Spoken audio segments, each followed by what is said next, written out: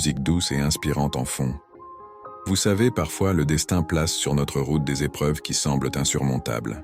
C'est l'histoire d'un homme qui a connu le fond du gouffre, mais qui a su transformer sa misère en une force incroyable. Son nom, c'est Moni. Imaginez un instant la vie de Moni. En Haïti, dans les rues poussiéreuses et bondées, sa famille luttait chaque jour, non pas pour vivre, mais pour survivre. La pauvreté était leur ombre, une compagne fidèle et cruelle. Chaque lever de soleil était une nouvelle bataille contre la faim, contre le désespoir. Moni, comme tant d'autres, était contraint de mendier. Tendre la main, espérer une pièce, un morceau de pain, c'était ça son quotidien. Une vie de misère, où le futur semblait n'être qu'une répétition sans fin du présent. Mais un jour, alors que le soleil tapait fort, le hasard ou peut-être la providence a placé sur son chemin une femme, Kerby. Ce n'était pas n'importe qui. C'était l'épouse d'un milliardaire haïtien, Jean Gary, une femme au cœur immense. Ce jour-là, quelque chose de spécial s'est produit. Moni ne s'est pas contenté de demander. Il a vu que cette femme avait besoin d'aide, un petit souci, un service à lui rendre.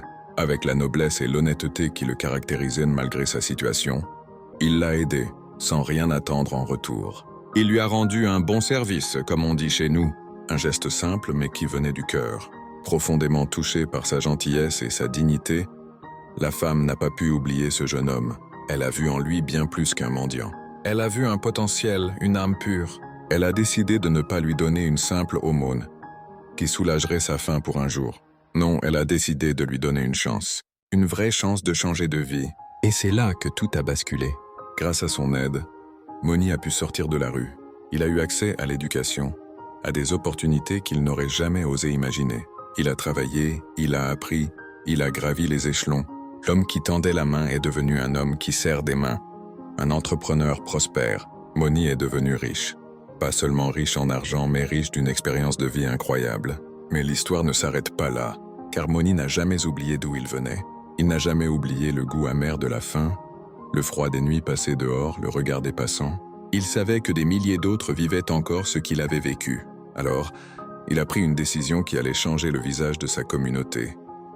Son premier grand projet fut la création d'un organisme de bienfaisance à Pernier, une zone où la pauvreté est particulièrement dure. Son but ? Aider les démunis, ceux que la société a laissés pour compte. Il voulait leur tendre la main, comme on la lui avait tendue. Mais Moni a vu plus grand. Il ne voulait pas seulement donner de la nourriture ou de l'argent. Il voulait donner des outils pour construire un avenir. Il a alors investi sa fortune dans des projets concrets et durables. Il a fait construire un centre de santé communautaire pour que les plus pauvres puissent se soigner sans se ruiner. Fini les maladies qui s'aggravaient par manque de moyens. Ensuite, il s'est attaqué à l'ignorance, la racine de tant de maux. Il a bâti une école primaire et secondaire dénommée Institution Mixte Bonheur, offrant une éducation de qualité aux enfants du quartier, puis une école professionnelle, pour que les jeunes puissent apprendre un métier et gagner leur vie dignement. Et enfin, le projet ultime, un centre universitaire. Oui, un centre universitaire pour les démunis, pour leur offrir un service de qualité à un prix abordable, pour qu'ils puissent rêver de devenir médecins, ingénieurs, avocats, et un grand temple pour que les gens viennent adorer Dieu en attendant le retour de Jésus sur la terre. L'histoire de Moni, c'est la preuve vivante qu'une seule rencontre peut changer une vie. C'est la preuve que la richesse du cœur est la plus grande de toutes. Il a transformé sa souffrance passée en une source d'espoir pour des milliers de personnes.